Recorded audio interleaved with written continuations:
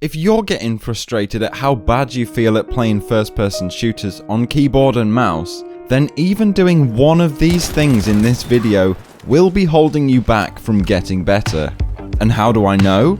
Because I was in exactly the same boat as you a few months ago.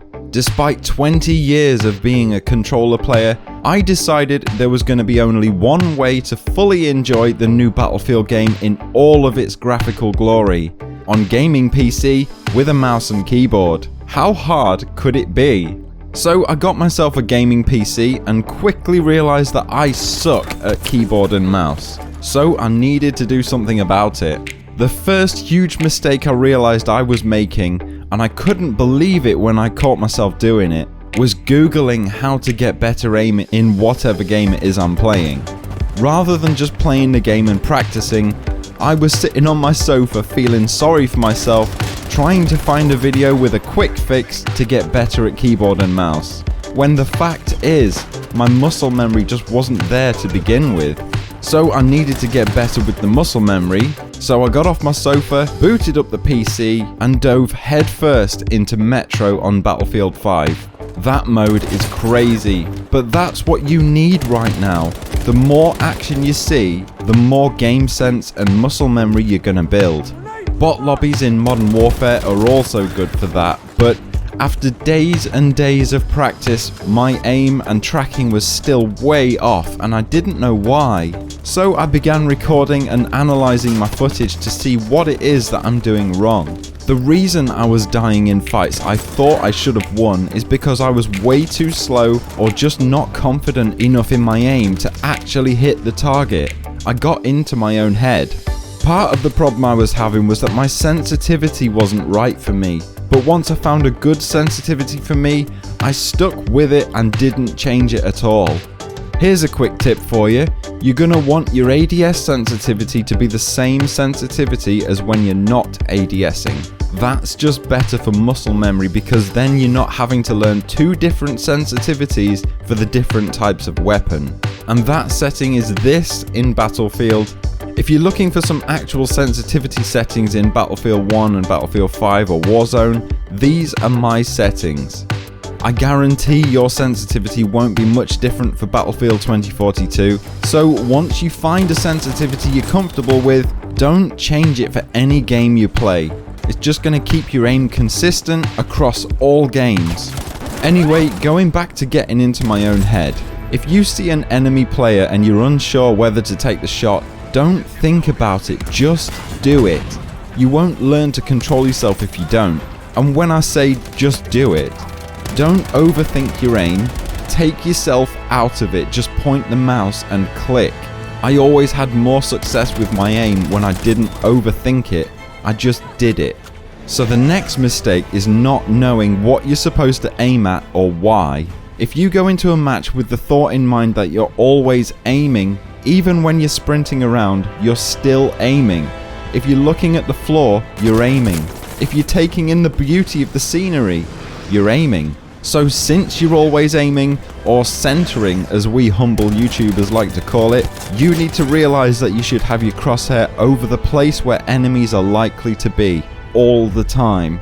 That way, you won't have to adjust much as if you were just looking at the floor, because your crosshair should already be in the proximity of the other player because you was already aiming in that direction. Hang on, what's this? Awesome!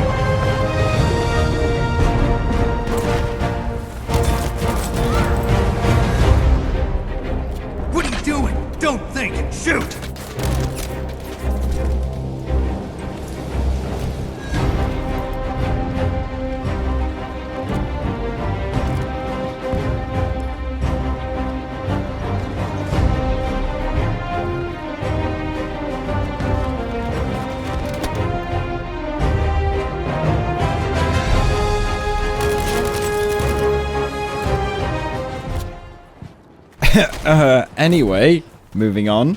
Some of the hardest things to get used to is flicking and recoil control. Mostly that stuff has to do with your sensitivity and how you hold your mouse. For my tracking, I realized that my aim would be very jittery when trying to track a player, and it was because my thumb was dragging along the mouse pad, making my aim jump around. I wasn't holding the mouse correctly, so I made the conscious effort to get my thumb out of the way and let the mouse glide, keeping my movements with my wrist and arm nice and smooth.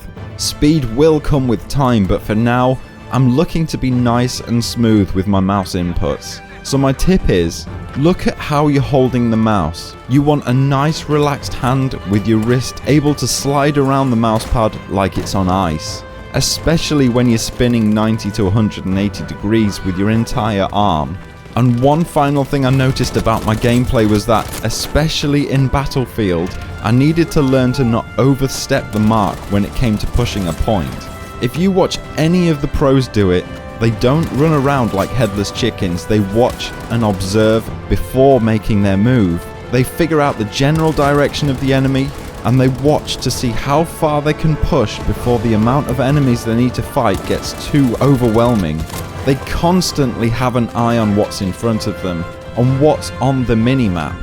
As for me, I noticed I barely ever look at the minimap, even though it gives me so much information. And once I'd started actually noticing the minimap, I was able to predict enemy movement, center my crosshairs where the enemy will appear from, and win more gunfights. Pro tip for you though, make sure you have fun. It's a game. When the fun stops, play something else. That's why I stopped playing Warzone. And if you want a great in-depth explanation for how to find your perfect sensitivity, this video by Journey is great and very detailed, so I'd recommend you go and check that out. Thanks for watching, and I'll see you all in the next one. Toodaloo!